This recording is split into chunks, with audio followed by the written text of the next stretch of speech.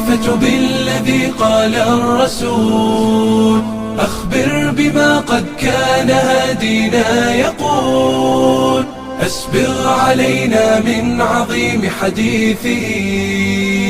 عن فتنة ستموج يوما بل تطول عن فتنة ستموج يوما بل تطول. بسم الله. السلام عليكم ورحمة الله وبركاته. أصحابتي القيمة قدرين تنغمضان ما أنت وحاربا إنا سميو سبينج أما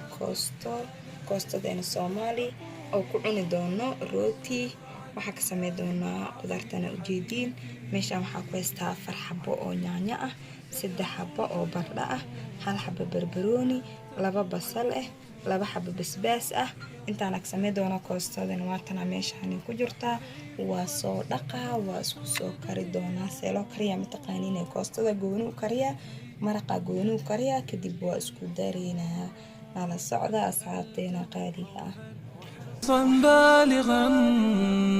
هل بعد هذا الخير من شر يحول فأجاب إيه ثم أصحابتي الكوستاد واتنا وينو بسلاتي مرقيا لو سارن مركب وحاربا إنا الكشوبة كوستاد واحد بيا أهم كدري بيا إذا قشلة انت يدكو بسلاتي مركب وحاربا بنا أمامك فتنة لا تمشي لو سارت بظلمتها عقول لا تسعى فيها أو تكون مستشرفا في ساحة الفتن التي بدأت تصول إن استطعت النفع دعها واعتزل واعضف على شجر وذا خير الحلول حدث حذيفة بالذي قال الرسول أخبر بما قد كان هادي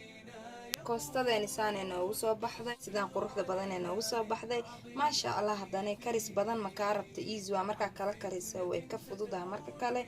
marka xaal dhahayay waxa meesha ku haystaa rooti aku cuni rabnaa maanta xaafada laga soo naaxay asxaabta ma fahanteen juuskana janaalka hore u soo galiyo 2 juus hore u soo galiyo kamid yahay cambo iyo kaarooda ka sameeyay caano marka waa kaasa ma sha Allah wax yar oo iska fudud waayay hada ka heshay tijaabi hada nagu cusubtaa subscribe noo saar hada nala joogtana comment wixii fariin ay noo soo dhig. Assalaamu calaykum.